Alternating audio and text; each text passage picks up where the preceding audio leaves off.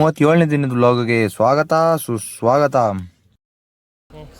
Train ಬಂತು, ಸೀದಾ ಹತ್ಕೊಂಡು ಮೈಸೂರಿಗೆ. ನಾವು ಹೋಯ್ತಾ ಇರೋದು 4 ಜನ, ನಾನು, ಪ್ರೇಮು, ಪುನೀತು, ಸಂಜಯ್. ಟ್ರೈನ್ ಹತ್ತದ ಮೇಲೆ ಮಧುರಡೆ ತಿಂತ ಸೀದಾ ಮೈಸೂರಿಗೆ ಹೋದ. ಮೈಸೂರಲ್ಲಿ ಬೆಳಗಿನ ವ್ಯೂ ಪಾಯಿಂಟ್ ಈ ತರ ಇದೆ, ಮೈಸೂರು ಜಂಕ್ಷನ್. ಜೀವ ಕೊಟ್ಟವಳು, ತುತ್ತು ಇಟ್ಟವಳು, ಭೂಮಿ ಮೇಲೆ ಒಬ್ಬಳೇ ಪ್ರಾಣ ಒತ್ತೆ ಇಟ್ಟು ಜನ್ಮ ನೀಡುವಳು, ತಾಯಿ ಇಲ್ಲಿ ಒಬ್ಬಳೇ. ಕಾಣುವ ದೈವವೇ ಕಂಬನಿ ಇಟ್ಟರೆ ಬದುಕಿಗೆ ಅರ್ಥ ಎಲ್ಲಿದೆ. ಆಮೇಲೆ ಚಾಮುಂಡಮ್ಮನ ದರ್ಶನ ಮಾಡ್ಕೊಂಡು ಸೀದಾ ಮೈಸೂರು ಝೂಗೆ ಹೋದ. ಮೈಸೂರು ಝೂಯಲ್ಲಿ ಒಂದೊಂದು ಪ್ರಾಣಿ ಒಂದೊಂದು ವಿಚಿತ್ರ ಗುರು. ಹೆಣ್ಣು ತನಕ ನೋಡಿ ಸಕ್ಕದಾಗಿದೆ.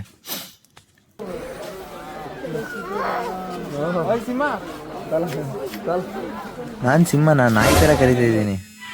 ಈ ಗೋರೆಲ್ಲ ಅದೇನ್ ಬಾಡಿ ಬಿಲ್ಡ್ ಮಾಡುತ್ತೆ ಗುರು, ಏನ್ ಪ್ಯಾಕ್ಸು, ಏನ್ ಬಲ್ಕಿಂಗು, ಏನ್ ತೈಜು, ಯಪ್ಪ.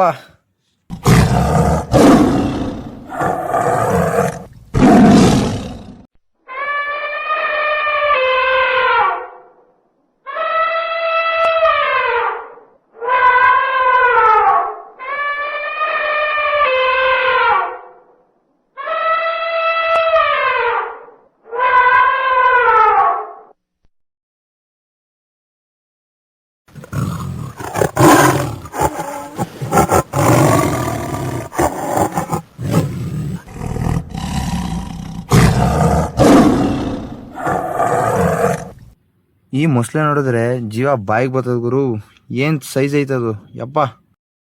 ಈ ಜಿರಾಫೆ ಲೈಫಲ್ಲೂ ಕಲರ್ ಇಲ್ಲ, ನನ್ನ ಲೈಫಲ್ಲೂ ಕಲರ್ ಇಲ್ಲ.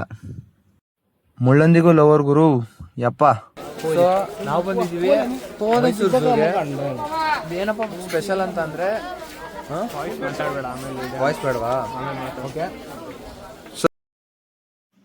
ಅಕ್ಕಪಕ್ಕ ಫುಲ್ ಗಿಜಿ ಗಿಜಿ ಇದೆ ಅಂತ ಅಲ್ಲಿ ವಾಯ್ಸ್ ಕೊಡಲಿಲ್ಲ, ಇಲ್ಲಿ ವಾಯ್ಸ್ ಕೊಡ್ತಿದ್ದೀನಿ ನೋಡಿ.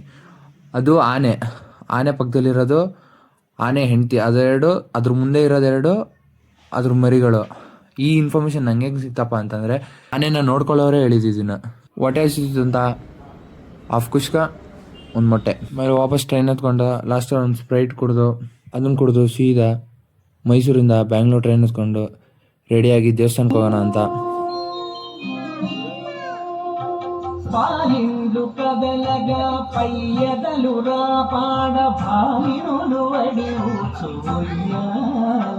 ದೇವರೆಲ್ಲ ನೋಡ್ಕೊಂಡು ಲಾಸ್ಟಲ್ಲಿ ಪ್ರಸಾದ ತಿನ್ಕೊಂತ